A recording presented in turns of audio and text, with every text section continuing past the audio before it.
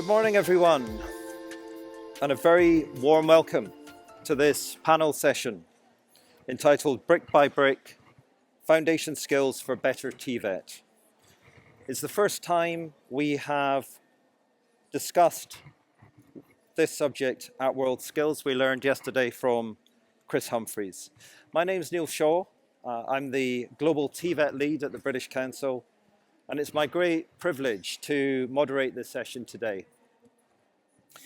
Perhaps a good working definition of foundation skills at the top of our conversation is the one adopted in the Transforming Education Summit in 2022. And that is those skills that are the essential building blocks of learning and knowledge. So basic literacy, numeracy, as well as soft transferable skills, such as socio-economic skills. The challenge in developing these skills in young people across the world is considerable. And all too often, we are not equipping young people with those most basic of building blocks. But equally, the potential of TVET to foster foundation skills and develop the policies and strategies to address the significant gaps that exist is profound. How best we do that is the focus of our discussion today.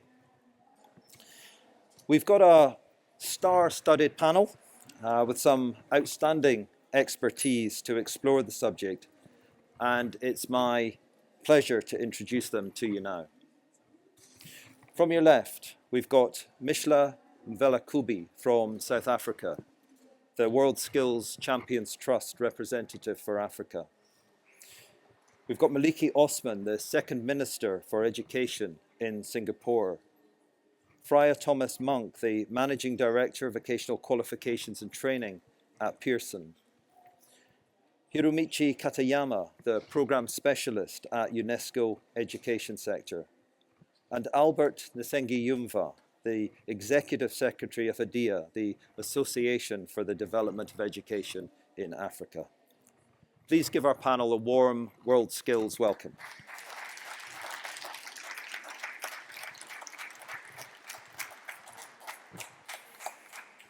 Thank you. We'd like to begin our session with a personal story that demonstrates the obstacles that young people can face and, in Mishla's case, overcome in acquiring foundation skills, and how critical skills such as the ones we're discussing today pave the way to a successful and fulfilling future. Mishla. Thank you, Neil.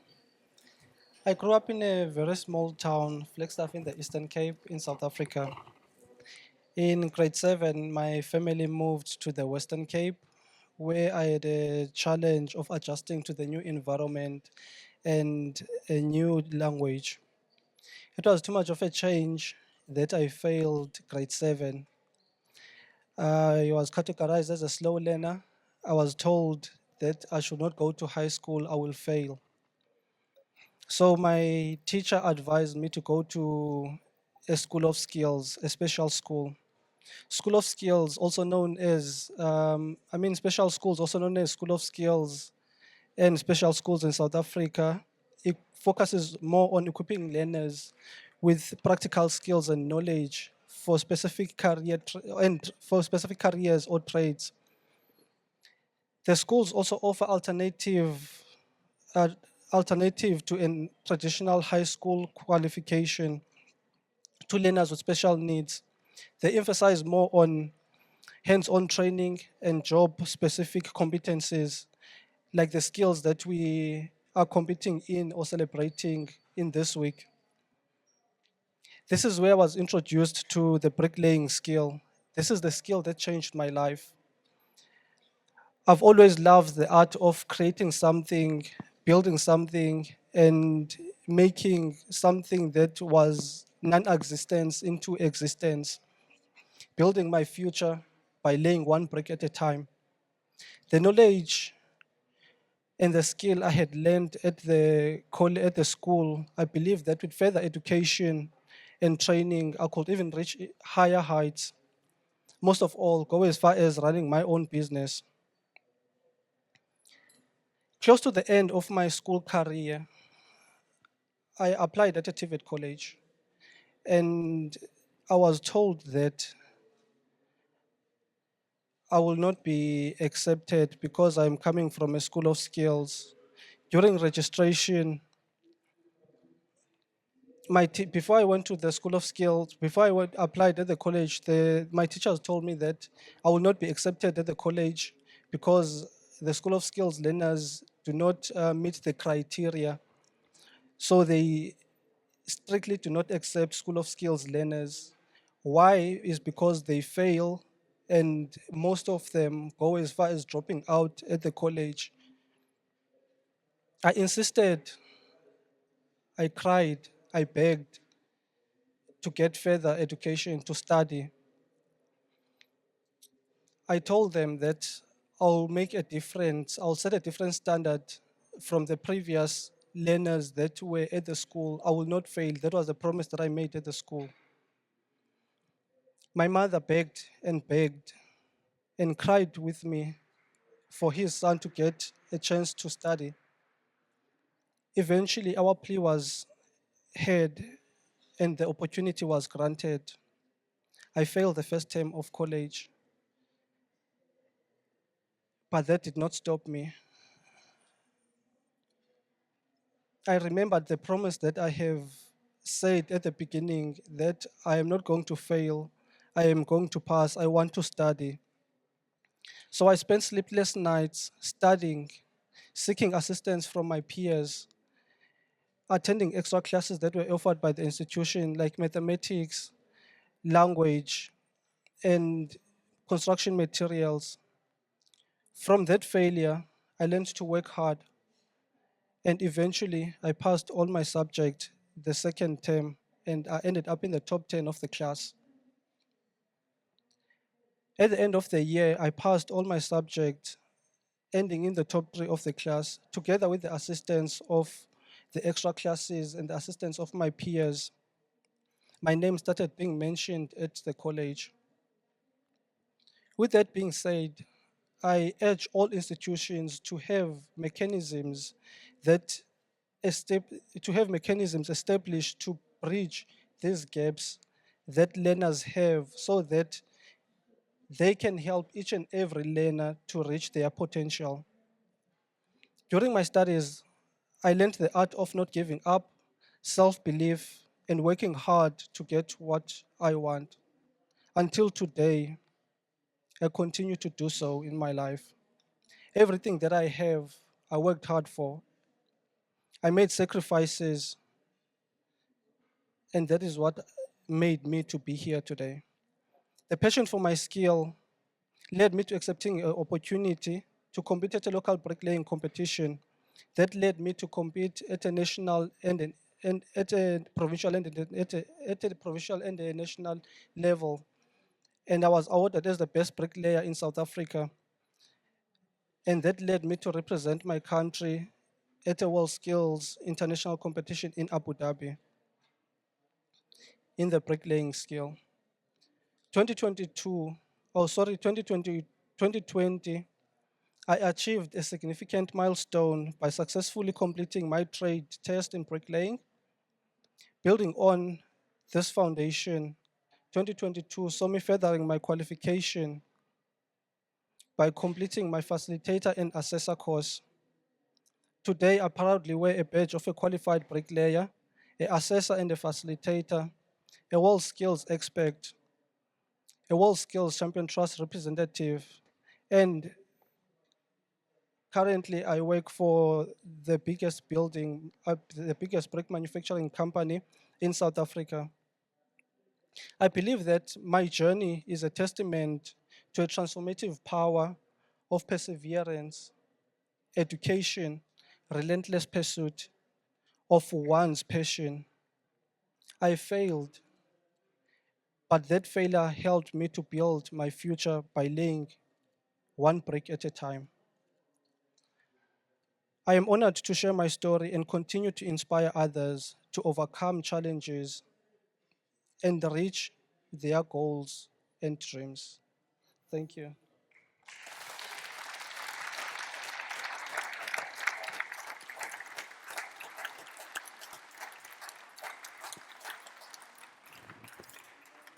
Perfect. Thank you, Mishla, for that inspiring story that I think sets the scene really well for our discussion today. I'd like to invite a couple of panelists to give us their takeaways from Mishla's story and maybe briefly comment on how his journey could have been made easier. And I'll go first of all to you, Albert. Hello, can you hear me? Yes. Thank you. Thank you so much. So I can actually share 2 or 3 lessons that I'm picking from his experience. The first and most important is the use of unfamiliar language, especially for early learners. If Mishler has used a native language, the story will be definitely different. And this has been shown by a number of studies, including some of the countries here, Uganda, South Africa, have shown that the use of a native language for early learners can actually improve foundational skills. So that's really number one. The second is actually something that we can actually get from his experience. If foundational skills for him were coming at the early stage, it will have prepared him better to progress to there's a school of skills. That's clear. You can definitely find it. Now, the third one,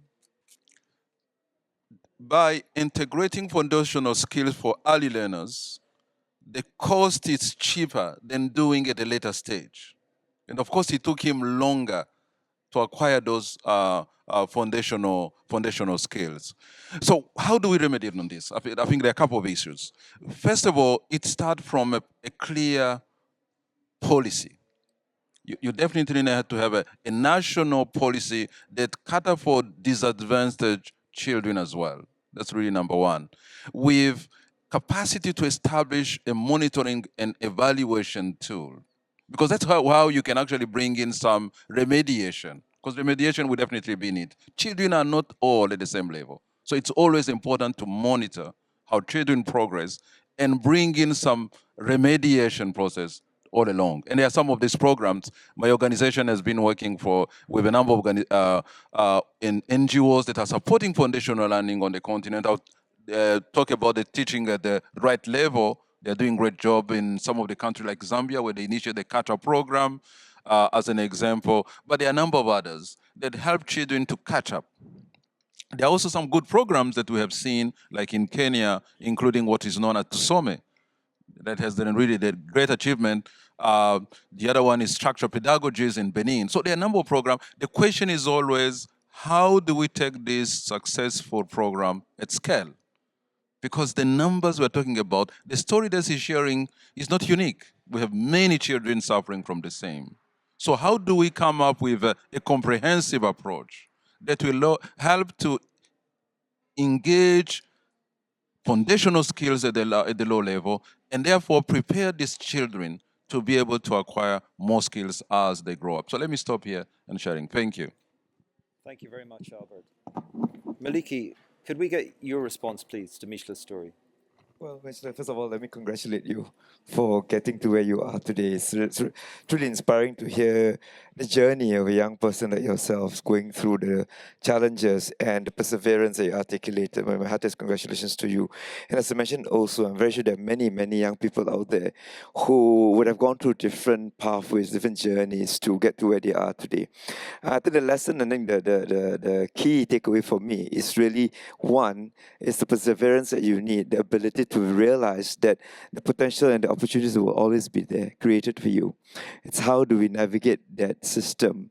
And I think key to what was said earlier also is the need for us to continue to set the right foundations, the right skill set right at the very beginning. I think it's every government's responsibility to make sure that we provide the right foundation, numeracy skills, literacy skills that will allow the individual to be able to set the stage for him to then march on to the next phase of his or her journey.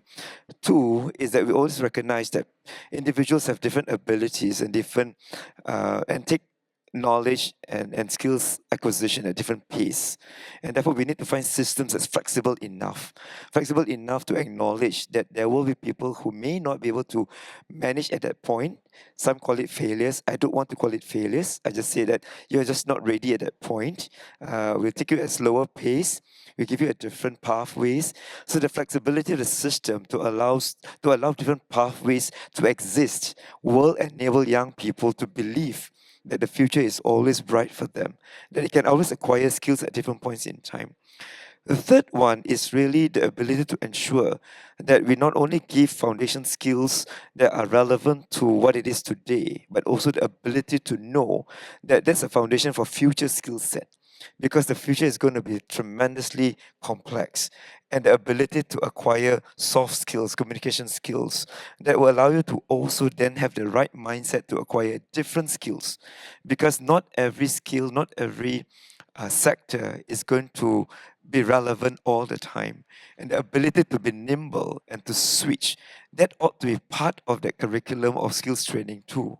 Because once you're able to do that, then you're made for life. Because learning is for life. It's not just about acquiring the skill set to be able to get to your first station in life or the first job, but the ability to navigate yourself within that system and acknowledge if that sector is what we call sunsetting. You have the ability to quickly and be nimble to switch on to the next level or the next layer, then acquire new skills to be in new sun-rising industries. So I think these are key components of training that we ought to start looking at, especially given the fact that the future is going to be very, very challenging. Thank you. Thank you, Maliki. At the top of the conversation, I offered a working definition of foundation skills, and I'd be interested in whether panelists would add anything to that definition, particularly in relation to technical and vocational education and training. Freya, could we go to you, please, first? Certainly, thank you. And I loved hearing your story. As part of your story, you talked about setting a different standard, setting a new benchmark.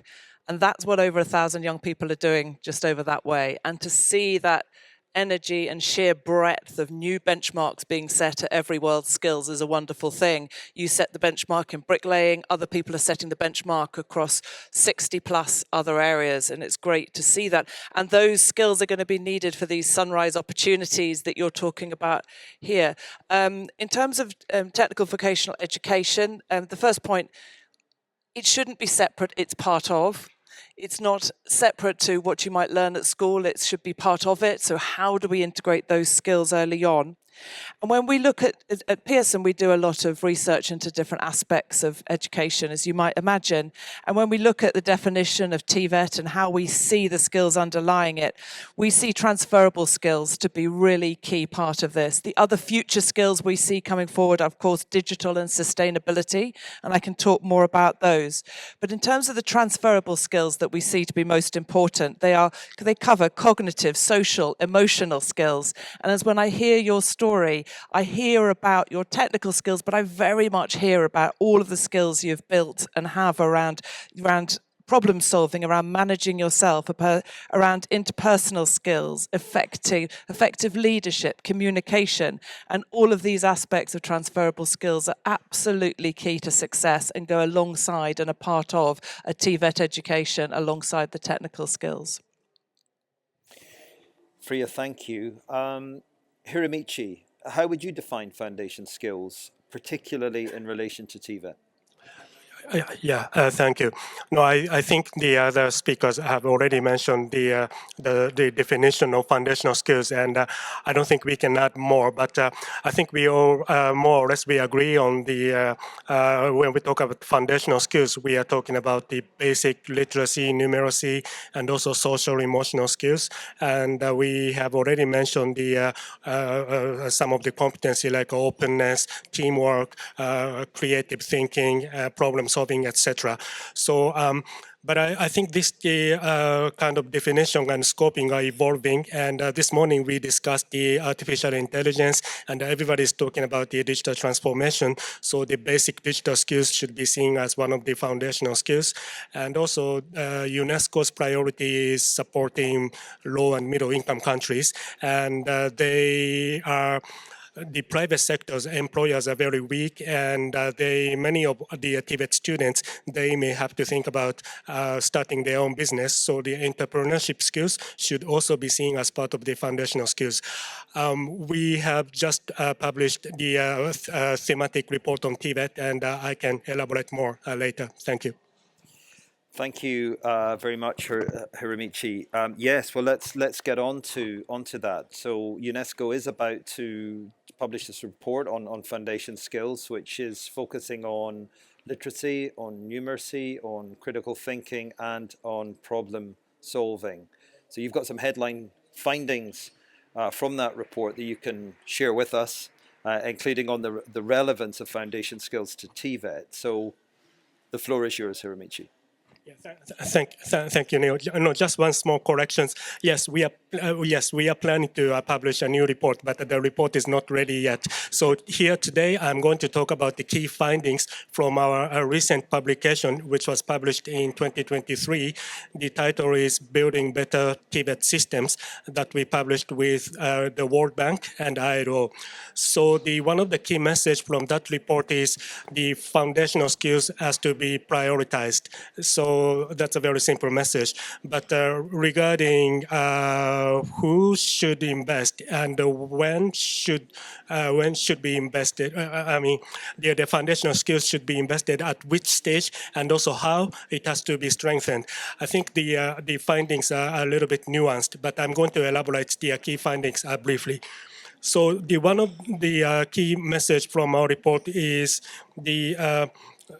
both employers and also the education authorities, TVET authorities, they have identified that the foundational skills, weakness of foundational skills as one of the key challenges. And especially the foundational skills of TVET students are weak at the time of their entry and also at the time of their completion. And yesterday we discussed that what kind of people are coming to TVET, and it's not surprising that the foundational skills of TVET students are weak at the time of their entry, because they are not necessarily the best and brightest students. The first choice of best and brightest students of the basic education may be the academic programs, not necessarily on TVET. So they may be in the inferior to the general academic students in terms of their academic achievement as well as the foundational skills. So this is already the challenge at the entry level. And also at the completion of their programs, TVET programs, the foundational skills are not there yet sufficiently, partially because the foundational skills are not necessarily addressed sufficiently by the TVET institutions. Their main target is to develop the occupation-specific skills. So that's the first point. And the second point is the foundational skills has to be acquired at the basic education levels. I think our colleague from ADEA said that, but from the primary and secondary education levels, the foundational skills has to be developed. And UNESCO is supporting the TVET reform in the upper secondary level in Jordan in partnership with Pearson. We have Pearson colleagues here. And yes, we are paying attention to the foundational skills in addition to the occupational specific skills, because we believe that this is important at that levels, which means the upper secondary levels. And government, for example, in Jordan, the government would like to make the students employable after the completion of their vocational education, and also they want them to be prepared for their continuous study at the higher education levels. So the foundational skills, foundation of learning is particularly important in that level. Another point is the foundational skills are transferable across companies and also across occupations. That's also one of the findings in our report. So that means the companies, they may invest in the training of their employees for the reskilling and upskilling and as part of their on-the-job trainings. But they tend to focus on their own industry-specific skills and occupation-specific skills, and they may not invest in the development of the foundational skills. And we believe that is why the pre-service training at the TVET, pre-employment TVET, should address the foundational skills. So that's also one of the message. And we identified the two general approaches for the introducing foundational skills into TVET systems. One is to create standalone programs, standalone training modules for foundational skills in the TVET systems. For instance, in Malaysia, they have introduced the industrial training, including the soft skill module at the polytechnics. So they provided the soft skills trainings, and then after that, they are sending their students to the companies and, to acquire some practical trainings. And also they provide a practical training at their institutions. And the second approach is to integrate foundational skills and also transversal skills into the TVET programs. As I mentioned, in the case of Jordan, they have introduced the integrated programs in partnership with Pearson to strengthen both foundational skills and also the occupational specific skills. So there are a few policy actions that we have observed as part of our report. And one of the recent trend is the several countries has delayed the introduction of vocational educations so that the students can have enough time to develop their foundational skills at the basic education level, especially at the primary and secondary education. For instance, in Poland, they have delayed vocational education by 1 year, and it has contributed to the improvement of their learning achievement. And yes, we have mentioned some other examples as well. The second findings was some other countries created a hybrid secondary education track. So they introduced the components to help students to understand the job skills by targeting the general academic students so that everybody in the secondary education students, they have a good understanding of the jobs and also thereby develop their foundational skills. So to conclude my short presentations, we believe that there's no one-size-fits-all solutions, and I just mentioned several examples, but I'm not saying that which option is better than others. And we believe that it is important to examine the country-specific context, and then we have to propose the appropriate policy options to the decision makers and policy makers. Thank you. Thank you, Hiromichi, for those thought-provoking points. I'd like to bring in other panelists now on the back of UNESCO's findings.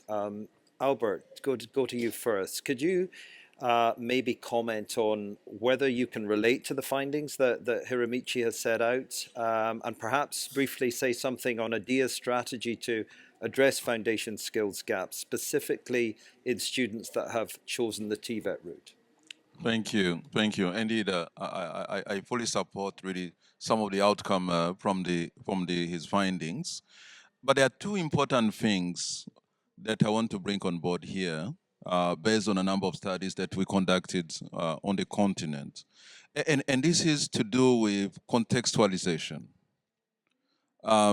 Number one is about moving towards integrating foundational skills in TVET, where countries have really had difficulties to entrench foundations at the early learners. So to me, that's very important. It is really important that TVET takes that into account, to entrench foundational skills. And this approach is more holistic and adaptive. And this is why contextualization is so important. Number two, ADEA has what we know as our flagship event known as a triennial. So we had a triennial in 2012 where a number of heads of state who attended endorsed what we call the paradigm shift from TVET to TVSD. So TVSD known as technical vocational skill development. Why? Because when you look at the market in Africa, it's predominantly informal based. It is therefore important, if you go by the classical TVET, you're not going to reach a good number of students. So it's very important to open up, to bring in flexibility. Should a company be prepared to provide skills, let's make sure it's get the required support so training can take place there. And so that's really the paradigm shift that we are actually pushing, including foundational skills or transferable skills, as it was already mentioned, including digital skills. This is what the market is telling us. So how best can we integrate digital skills in areas, including also remote learning? Because what we have learned over COVID-19, if any, we definitely need to be adaptive, agile in making sure that learning continue despite any crisis that we are facing, because not continuing learning, the impact is even much higher, the negative impact. So how do we really create continuity of learning? This is where most of systems are moving towards resilient systems. Let me also note the importance of data. One thing we have realized in most of our countries, and especially in Africa, we have a challenge of using quality data.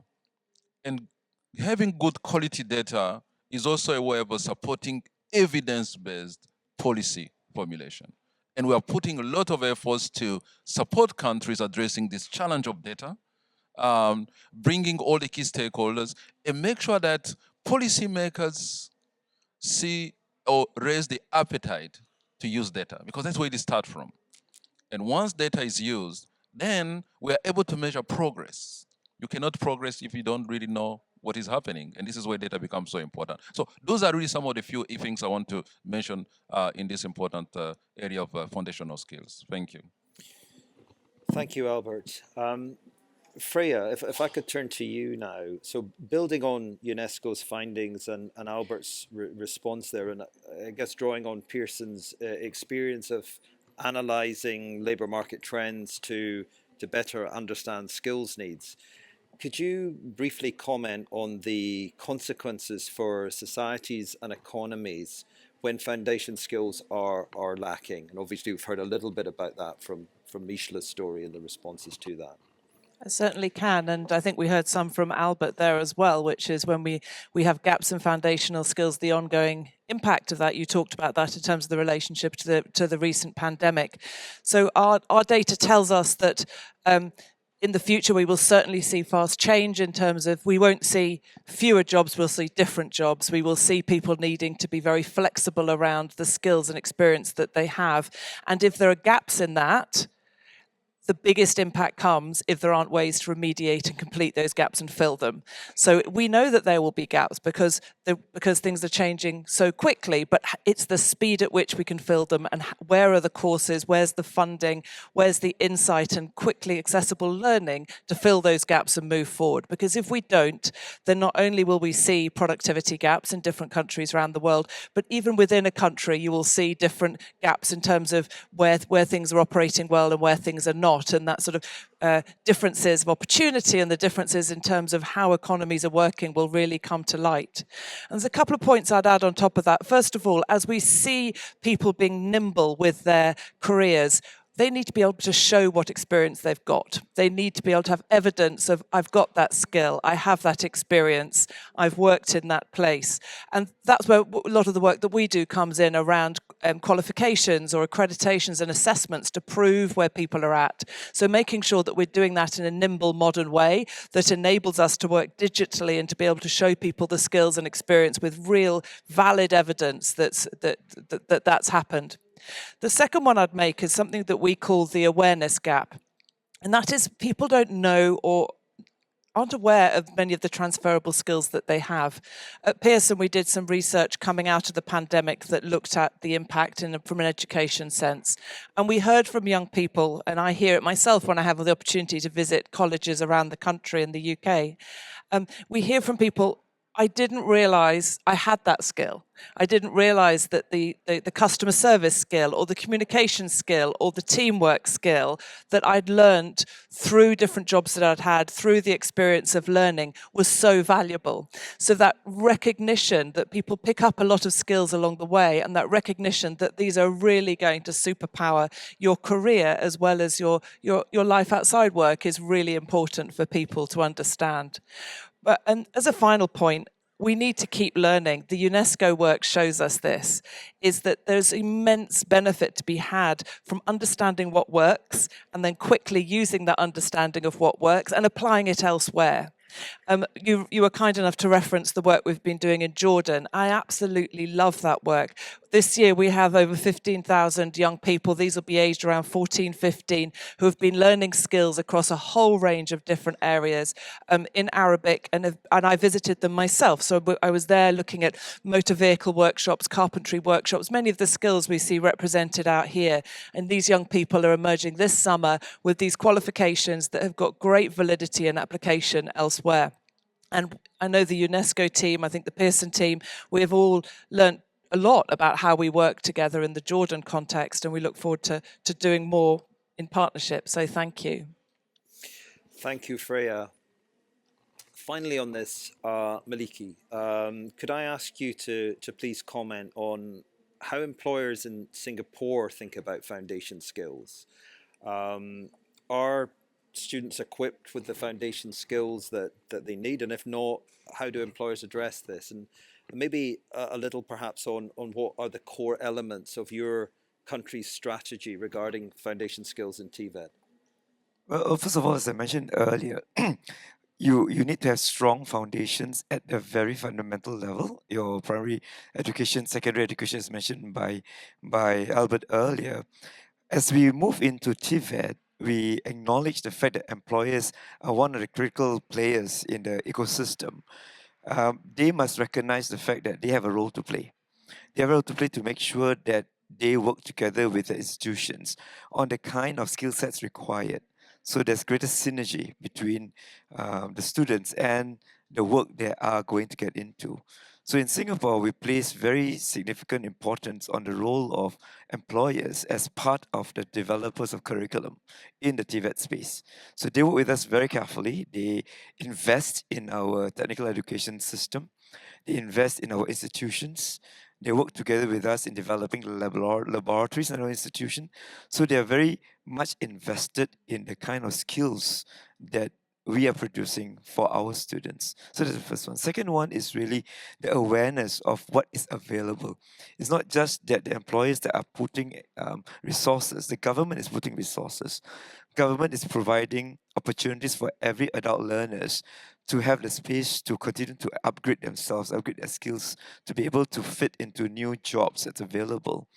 So employers must know where the available spaces are, where the resources are, and to tap on those resources. Every employer contributes to a fund called the Skills Development Fund for every employer he has. This is to send the right message that even when you're in employment, you are continuing to learn. And the employer has a role to play in ensuring that you learn along the way. You create the opportunity for them to learn. Third is also the role of the institutions. The teachers, the lecturers, they must also work very closely with employers to know exactly what's in the employment landscape, to look at how fast skills are changing in the employment landscape, so that they are able to then provide the necessary training and opportunities in the institutions that the students are coming from. So when you look at the whole ecosystem, it's more than just the student themselves being ready to learn. We need to acknowledge the fact that they learn at different paces, and we create a strong foundation as much as possible for them. Then we work together with the employers, we work together with the institutions, and we create an environment that is conducive for one to learn at different pace. At the same time, even when one is in the employment sector, one does not stop learning, and learning continues for as long as you can. And I think in Singapore, we have got this concept called the Skills Future Program, where even today, at the age of 40, the government provides funding for you to be able to learn to train.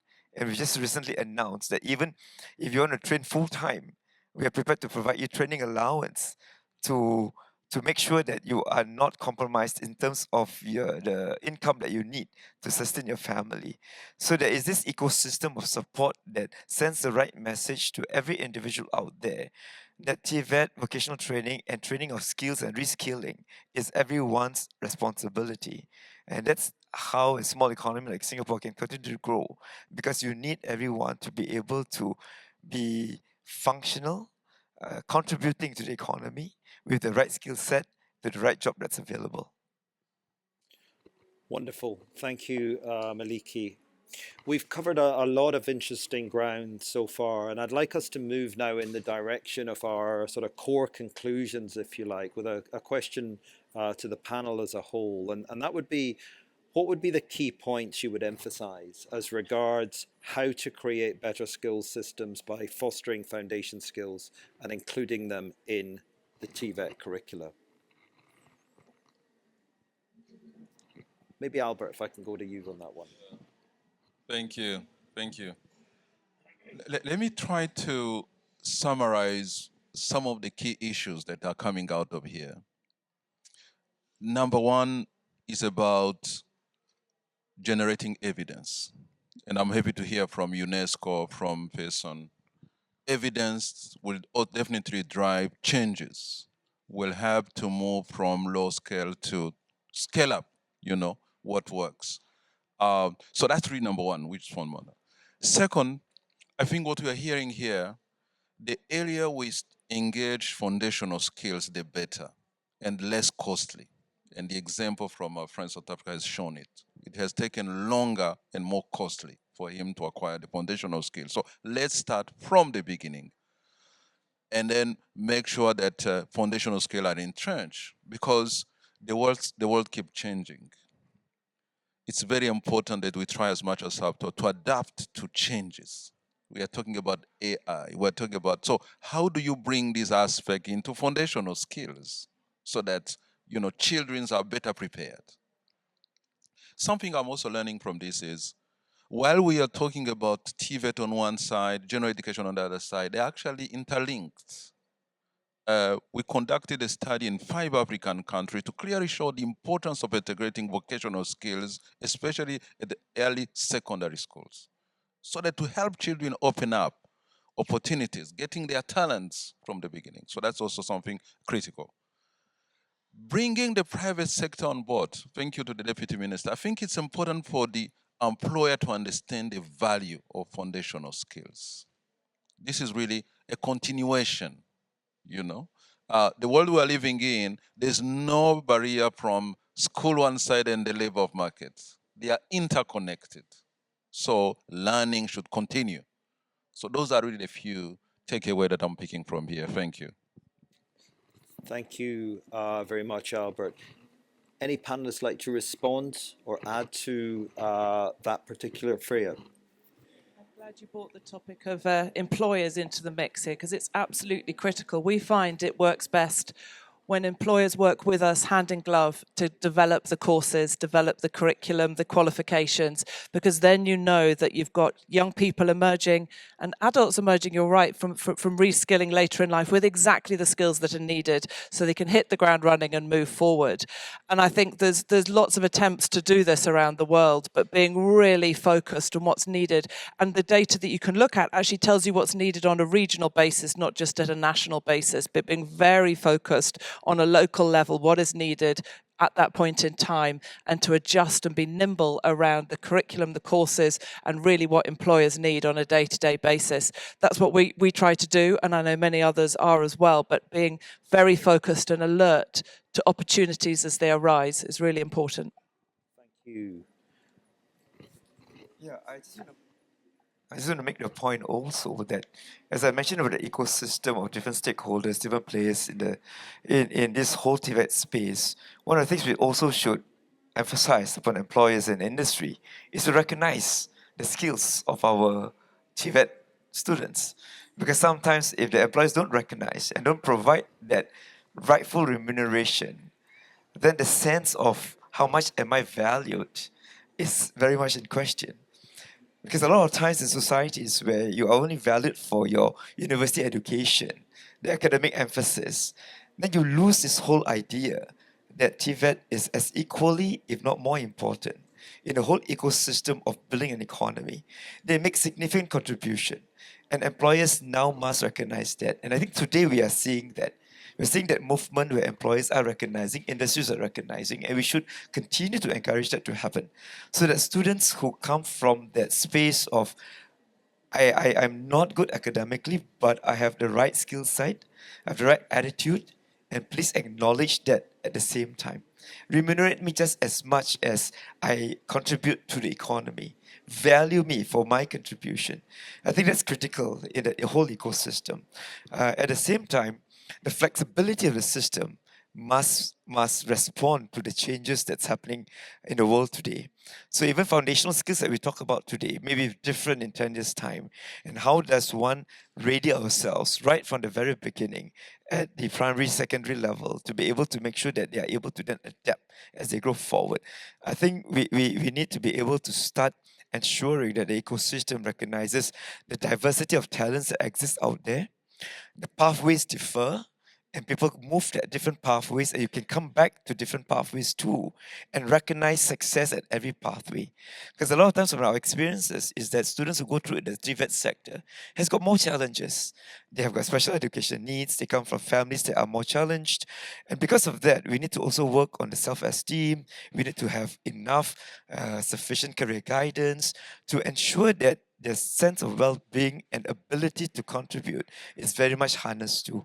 So those are the things that I thought would be quite useful to also put in this conversation so that we look at it more comprehensively. Thank you very much. Yeah, thank you. Okay, thank you. No, I mean, regarding the evidence data, as mentioned by Albert, yes, I think it should be one of the challenge, and it should be one of the areas that UNESCO can make a contributions. The literacy is one of the key component of the foundational skills, and we have an Institute of Statistics, and we have published the cross-country comparable data on literacy. But on other areas, the social emotional skills, we have not yet published anything, but this may be something we should, UNESCO should make a contribution to facilitate the evidence-based policy making and implementations. And also the second point I want to mention is there was a reference to the Skills Future Singapore, and the lifelong learning is one of our key mandates and also the area of interest. A few years ago, we published kind of preliminary studies by focusing on the status of lifelong learning entitlement. And now we are compiling, we are analyzing best practices, including the case of Singapore, to see, how the government can support the lifelong learnings.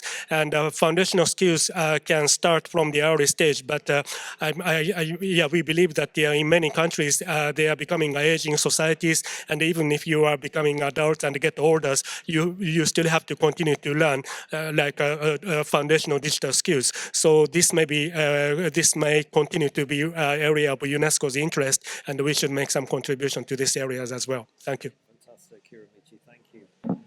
The clock's ticking, but I did want to leave a little bit of time to ask you about your thoughts on the role that the digital revolution and AI might play in shaping countries' approaches to fostering foundation skills. In the last excellent session, the one preceding this, we heard in the context of AI about the importance of foundation skills. So in terms of the changes that are coming as regards that, what are the panel's thoughts on any takeaways there? Freya. I can give a broad thought, which is AI changes a lot, everything that we do. In my job, I use it more and more, the tools I have to summarize, to make me quicker and better at what I do. And I think all of us need to embrace these things.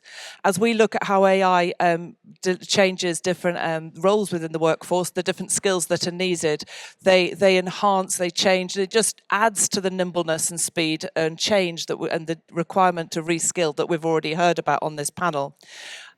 The point I'd make is around, it also enables learning. It enables personal pathways to learning and effective pathways to learning so that the reskilling and upskilling can be quicker, it can be more adaptable, it can be more personal. And it allows us all, those of us who are in the work in the education field and look at what works, to really focus on an individual learner by learner perspective instead of assuming that an education approach might fit everybody all in the same way. And that to me is really exciting because it enables and empowers people in a really new way. Thank you. Albert, could I go to you for your thoughts on this? Yeah, two or three thoughts. First of all, the digital era we are in and AI is actually changing the way we learn and the way we teach completely. And that's where the flexibility comes in.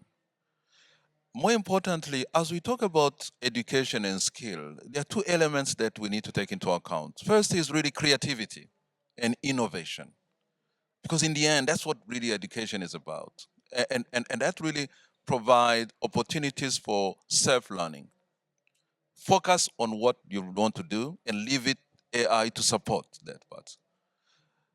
More importantly, especially in the context of a developing continent like Africa, I think we also need to have that capability to choose where we feel AI will be more important. AI cannot do everything, and we don't necessarily need it everywhere, but we need to make a choice. If we see the value of applying AI in agriculture, if we see it in applying in urban planning, how best can we integrate that in our skills environment to help Chile to move? So we definitely need, human needs to take lead on this and decide where best AI in this situation can actually drive our economies. Thank you. Thank you, Albert. Hiromichi. Okay, thank you. No, just quickly mention the potential impact of AI and the use of AI in the context of evidence-based. So we, of course, we have been collecting and using the administrative data and also the survey data to inform the TVET policy making. But one of our works that we have been doing recently is to get the information from the online job postings and use the AI-powered tool to extract and to identify what kind of skills are demanded by the employers in a real-time basis, and then to try to reflect into the TVET systems, especially regarding what kind of training should be provided in order to meet the needs of the employers in a timely manner. And yes, we are still in the pilot phases, but yes, this is something we should like to do more and more with the AI-powered tools. Thank you, Hiromichi. Maliki. Well, I think one of the greatest contribution AI can have in the TVET space is really how much can we learn from how much people learn and how people learn. Because AI allows us to look at individuals as much as we used to look at people as a group. And we used to think that people learn in the same way. And we have a certain curriculum and we teach you the same curriculum in the same classroom. But today, AI allows us to look at the individual and look at their capabilities, their speed, their learning, and what's best for that person through the amount of data that's already existing in the way that we can then use it to harness the greatest potential for the individual. So I think that's, to me, one of the best contributions what AI can do for us. The second one is generative AI. How do you use generative AI to inspire young people to look at the world as limitless horizons, because they then realize how much more they can learn from just looking at what generative AI can do. That will spur them even further. But with that, I just want to caution that we don't lose the essence of creativity. We don't lose the essence of the innate talents that one might have. Because if one is just too dependent on AI and generative AI, then was used as a tool to go forward without realizing that you actually have got innate skills that is relevant and needs to come out in order for you to then be able to see what best you can contribute that's uniquely yours and that will be valued uniquely. So I think that there are aspects of AI that's going to be very useful for curriculum development, the context of individuals and how do we harness individuals' potential. Yet at the same time, we must also be mindful not to lose that essence of the human potential that can be harnessed, and the individual must be able to realize where that potential comes from. Great, thank you very much. We've got a few minutes, not very long. I'm wondering if we can maybe take a couple of questions from the floor. Do we have mics to do that?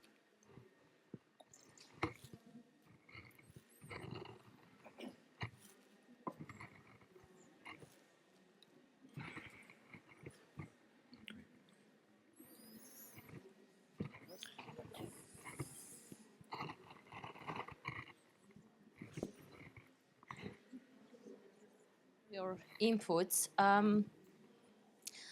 What I hear, my name is Elena and I'm working for the German Development Agency. What I hear here, and I hope I'm wrong, maybe I got it wrong, is I kind of notice a bit of negative connotation where picturing of the students were the workers in TVET.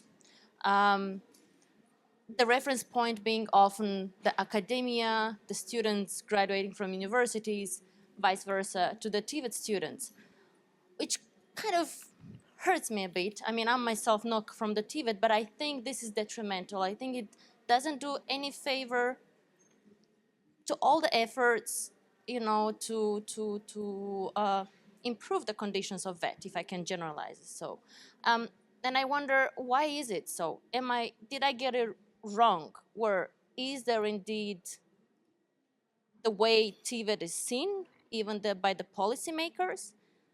Is there something maybe we should ourselves, who are involved in policymaking, definitely become aware of and change the narrative? Maybe make it start from us. And as I said, I hope I'm wrong with that one. And second, the discussions that are around TVET, including AI, including how to develop the courses and so on, involving the private sector and the industries. How is that, though, different from the issues that concern also the academic field? Because I wonder, isn't that an issue of education altogether? How is that only a TVET issue? Thank you so much. Thank you. We'll go to the panel because we don't have a lot of time on that. So maybe if I can ask perhaps Albert to respond to the negative connotations. Yeah, I'm sorry to tell that I think she got it wrong. I think what I'm getting here, and this has been really said, well articulated, we all believe in TVET. What we are saying is the level of preparedness.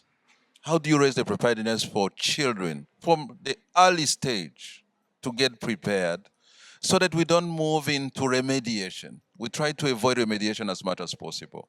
How do we make TVET more adaptive, more flexible, using foundational skills as well? I think that's really the message we are bringing here. And as I said, we've actually moved into paradigm shift, as I said. So we're moving into more technical vocational skills development. This is where the flexibility comes in. You may have taken academic courses, but the labor market is telling you that there's no job for you. So how flexible TVET can be to help those young people acquire quickly skills, including using AI, digital, to respond to the labor market. So in few, those are really what we're talking about here. Thank you. Wonderful. Thank you very much, Albert. I'm afraid we don't have any more time for questions because I do want to give the floor finally to Mishla just to close. And I suppose if you could say one thing, and we've only got time for one thing. So if you could just say one thing to policymakers, one sentence to policymakers, what would that one sentence be, Mishla? Thank you once again. I think coming from a special school, and having a difficulty into enrolling into a TVET college, I think that the policymakers need to relook at the curriculum of the special schools that were designed to assist the learners with special needs, so that when they go to TVET, they do not find it difficult in enrolling into the TVET system. They also, once they are in, they also get assistance so that they can achieve their dreams. Thank you.